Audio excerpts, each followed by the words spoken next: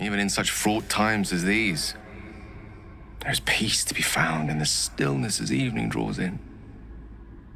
I used to while away many hours just like these with my companion, though in far comfier surrounds. She preferred it when we were alone, curled up before a crackling hearth with some ancient, esoteric tome between us, ink glinting in the firelight.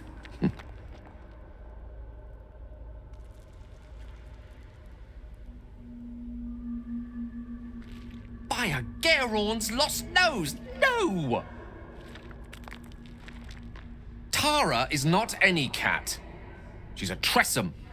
And given your confusion, I'm guessing you've never met one. They're brilliant creatures. Fine company for any self-respecting wizard. She'd be proud to see me keeping such fine company. The savior of those poor tieflings, no less.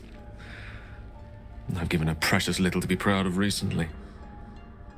After I was afflicted with my condition, and locked myself in my tower for an entire year.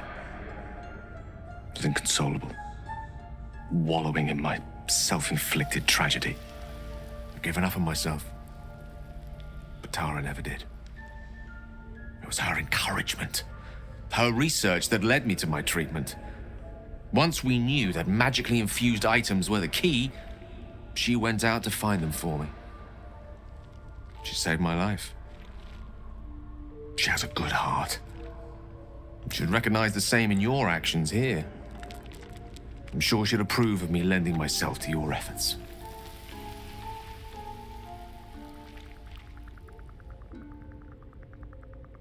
Sometimes.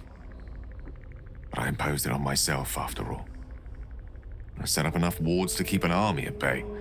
Never mind the few colleagues who sought to inquire about my welfare.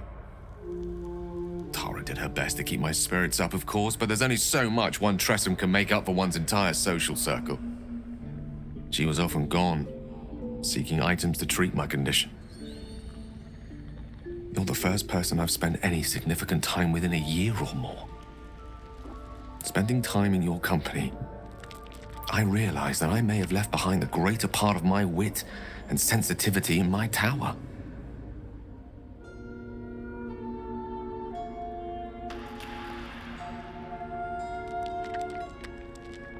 Sadly not. If I'm being entirely honest, my social circle is rather small. More of a dot, or a pinhead. I've got acquaintances, certainly. Plenty of colleagues. Friends? Those are precious indeed.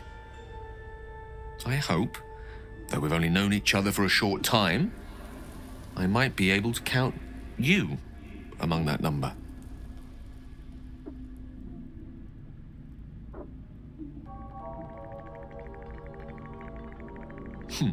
Were I to recite that list, I fear we'd be here at dusk tomorrow.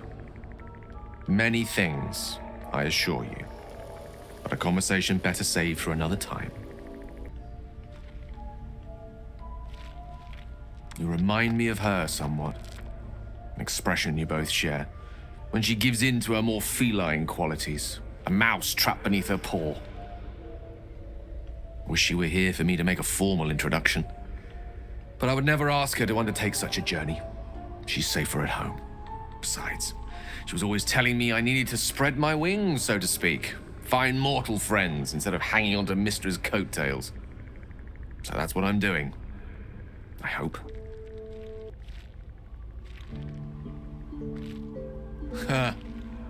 Very funny. But as we all know, nymphs are sticklers when it comes to their bathing routines. You, my friend, haven't been near a fresh spring in a 10-day or more. Not that I don't appreciate your musk. Actually rather like it. Well, this seems as good a time as any for me to stop babbling on.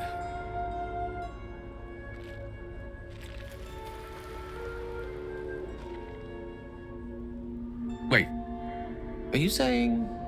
I see. Then perhaps we see each other in the same light after all.